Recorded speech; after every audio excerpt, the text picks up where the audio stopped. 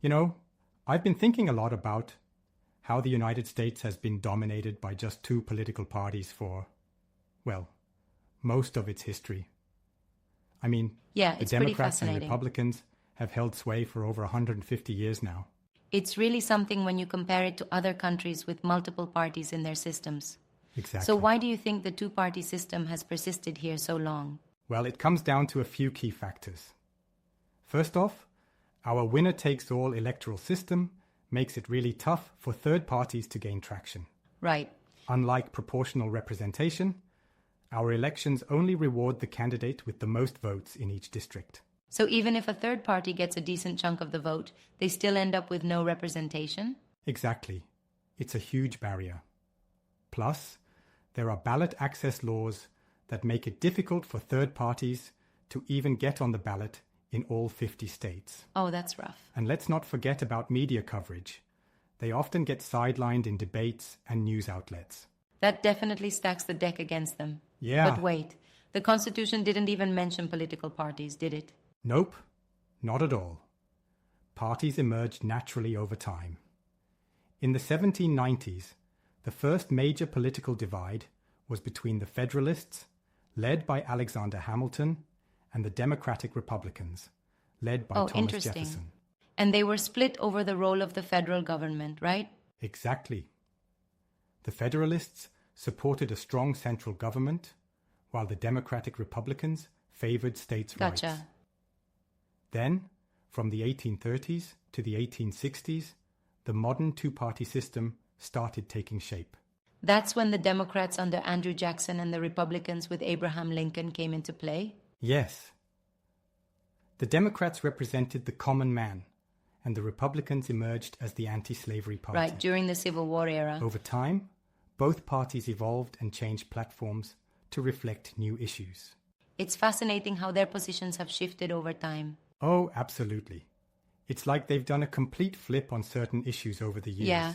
For example, the Democrats were once the party of the South, but now they're generally more liberal and left-leaning.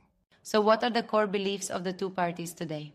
Well, broadly speaking, Democrats support a larger federal government, regulations, and social programs. They advocate for higher taxes on the wealthy and stronger labor protections. Republicans, on the other hand, favor smaller government, states' rights, and deregulation. They push for lower taxes and free market policies. And what about healthcare? Democrats generally support government-funded healthcare programs, aiming for more universal coverage. Right. Republicans prefer private healthcare solutions with less government involvement. How do they differ on social issues?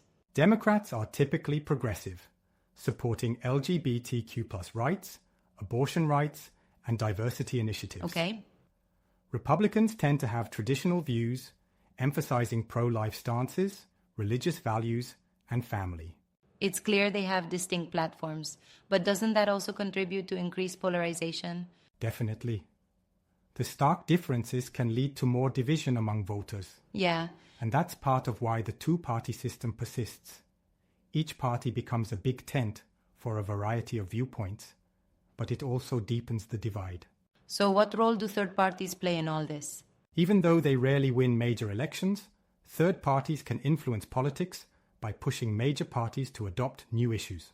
Interesting. For example, the Progressive Party under Theodore Roosevelt advocated for labor rights and breaking up monopolies. And the Green Party brings attention to environmental issues, right? Exactly. They focus on environmental policies and social justice. Got it. The Libertarian Party pushes for minimal government and individual freedoms. But if they have appealing platforms, why don't they win more often? Well, it's a combination of strategic voting. People feel voting third party is wasting a vote, and the lack of funding and exposure. Yeah, that makes sense. Plus, our electoral college system makes it nearly impossible for them to win states, which they need to gain momentum. It's kind of a self-perpetuating cycle, isn't it? Exactly. Without visibility and funding, they can't win. But without winning, they can't get visibility and funding. Right. Do you think the two-party system has more pros or cons? Well, on the pro side, it provides stability by preventing excessive I'm not so sure party about fragmentation. It makes elections simpler for voters and encourages clear policy contrasts between candidates. But doesn't it also limit the diversity of political ideas and stifle alternative viewpoints? You have a point. It does limit political diversity by sidelining smaller parties. Exactly. And that can hinder innovation in policymaking. Plus, it creates gridlock when parties refuse to compromise. Absolutely. We've seen increased polarization leading to more gridlock in Congress, more extreme candidates in primaries, and less cross-party cooperation. It's frustrating to watch. Are there any reforms that could address these issues? Yes. Possible reforms include ranked choice voting, where voters rank candidates, allowing third parties a better chance. That could really shake things up. Proportional representation could also give smaller parties fairer representation. And open primaries? Exactly. Open primaries allow independents to vote in party primaries, which could lead to more moderate candidates. Interesting. These reforms could help reduce polarization and encourage more voices in the political process. But implementing these changes would be a massive undertaking, wouldn't it? For sure. It would require significant political will and possibly constitutional amendments. But as the political landscape evolves, it's worth exploring these options. Do you think the US will ever shift to a multi-party system? It's hard to say. It's possible, but it would take major reforms to our electoral system. Yeah. Until then, third parties will continue to play a role, even if they're not winning major elections. Well, this has been a really enlightening discussion. Absolutely. It's always great to dive deep into these topics. Definitely. Understanding the dynamics helps us engage better with the political process. Maybe next time we can focus on one of those reform proposals in detail. I'd love that. There's so much to unpack with each one. All right, until next time. Until then, take care.